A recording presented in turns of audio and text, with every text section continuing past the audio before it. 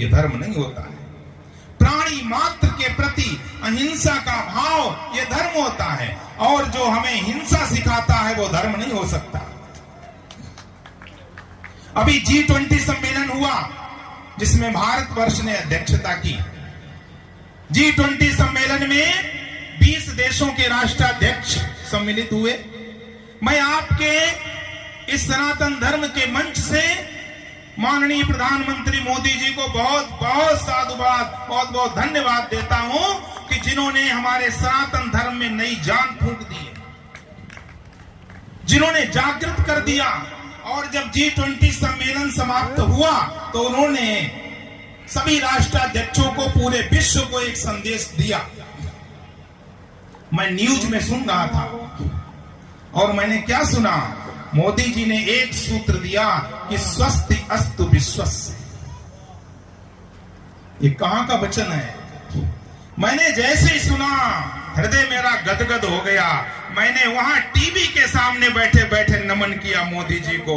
हमने कहा धन्य है जिस मां ने आपको पैदा किया होगा, जिसने भारतवर्ष को आज धर्म गुरु, विश्व गुरु बना दिया है पूरे विश्व के सामने। जो वेद उद्घोष करते हैं, मेरे प्यारे भाइयों बहनों, जरा please pay attention at me. इधर उधर मत देखिए, संख्या भी बहुत कम है और आप इधर उधर देखेंगे तो गड़बड़ हो जाएगा।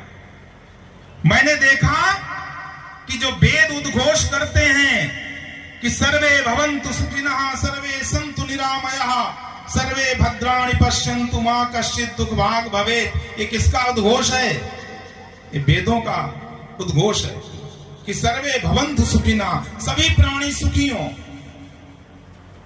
सर्वे सन्तु निरामयः, सभी निरोगी हों, सर्वे भद्राणि पश्यन्तु, सभी कल्याणकारी देखें, सबकी दृष्टि कैसी हो?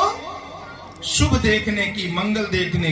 आजकल तो लोग गंदा ही देखते हैं, और साधन भी हो गया ना, मोबाइल निकालते हैं पॉकेट से, खाली बैठ के जाने क्या क्या देखते रहते हैं। क्योंकि जैसा देखोगे चित्र और वैसा बनेगा चित्त।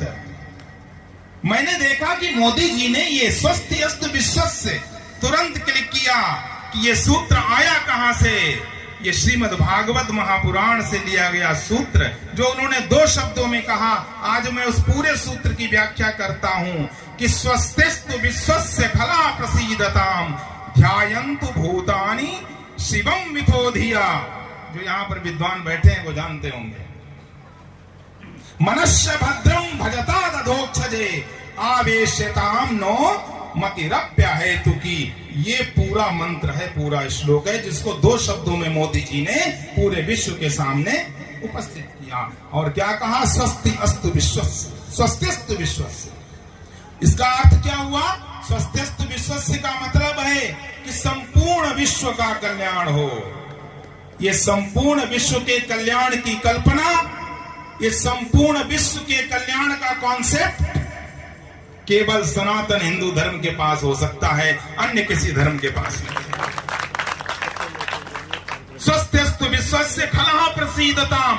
आगे क्या कहते हैं व्यास जी कि जो खल हैं, जो दुष्ट हैं, वो कैसे हो? प्रसन्न हो जाएं, भगवान उनको सद्बुद्धि दे।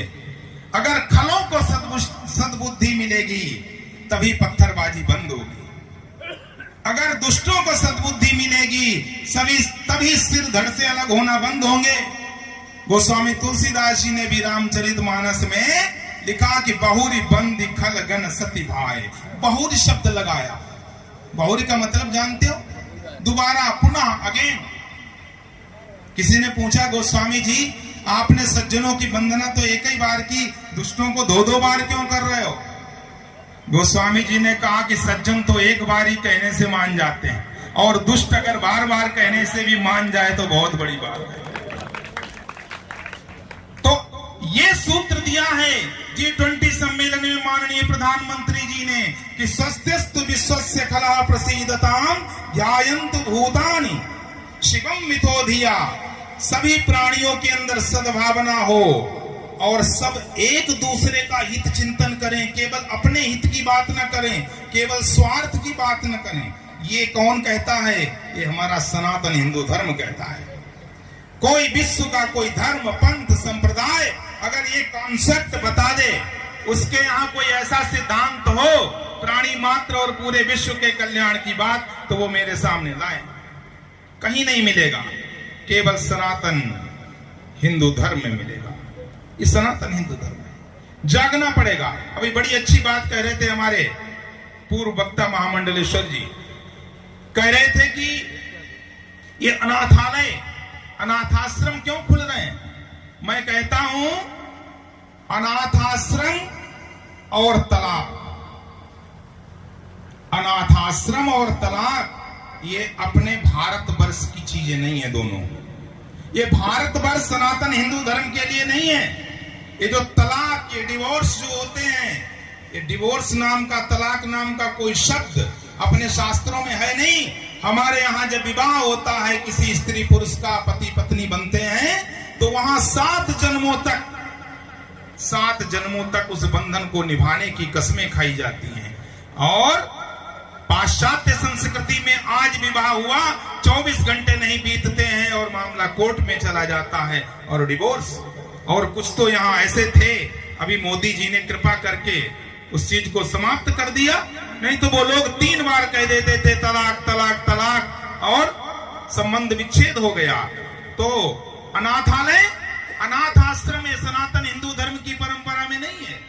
हमारे यहाँ बच्चे अपने दादा दादी के पास, अपने चाचा चाची के पास, अपने परदादा परदादी के पास, अपने नाना नानी के पास खेलते थे, बड़े होते थे, कहानियां सुनते थे। और उन कहानियों में क्या होता था?